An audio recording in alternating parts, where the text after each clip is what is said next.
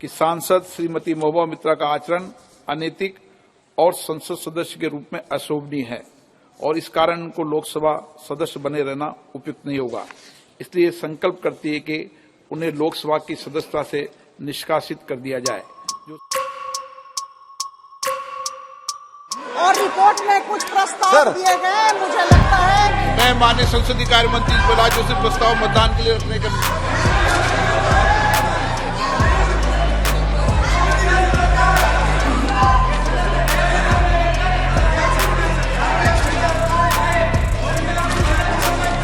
मैं माननीय संसदीय कार्य मंत्री श्री प्रहलाद जोशी द्वारा रखे प्रस्ताव को सदन के मतदान के लिए रखता हूं।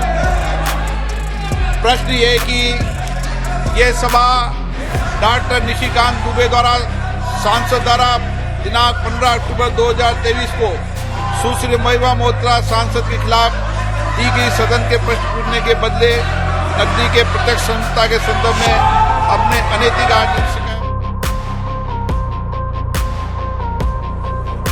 अब मैं माननीय संसदीय कार्य मंत्री श्री प्रहलाद जोशी जी के प्रस्ताव को सदन में मतदान के लिए रखता हूं। प्रश्न है कि ये सभा डॉक्टर निशिकांत दुबे सांसद द्वारा संसद सदस्य श्रीमती महुआ मोइत्रा के विरुद्ध सदन में प्रश्न पूछने के बदले नकदी में प्रत्यक्ष संलिप्तता के संबंध में दिनांक 15 अक्टूबर 2023 को दी गई शिकायत पर आचार संहिता की पहली रिपोर्ट पर विचार के उपरांत समिति के निष्कर्षों को स्वीकार करती है कि सांसद श्रीमती महुआ मित्रा का आचरण अनैतिक और संसद सदस्य के रूप में अशोभनीय है और इस कारण उनको लोकसभा सदस्य बने रहना उपयुक्त नहीं होगा। इसलिए संकल्प करती है कि उन्हें लोकसभा की सदस्यता से निष्कासित कर दिया जाए। जो सदस्य इस प्रस्ताव के पक्ष में हाँ कहें, जो विरोध में ना कहें, मेरे विचार में निर्णय हाँ वालों के पक्ष में प्रस्ताव स्वीकृत हुआ।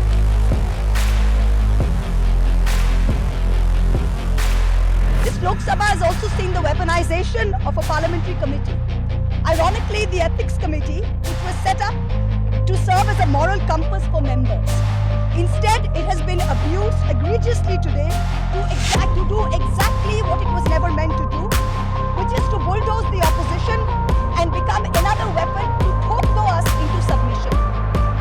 This committee and this report has broken every rule in the book.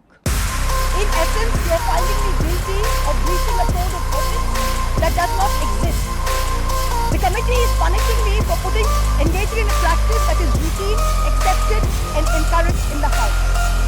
The findings are based solely on the written testimonies of two private citizens whose versions contradict each other in material terms, none of whom I was allowed to cross-examine. One of the two private citizens is my estranged partner who, with malified intention, masqueraded as a common citizen in front of the committee. The two testimonies have been used to hang me there at polar opposites to each other.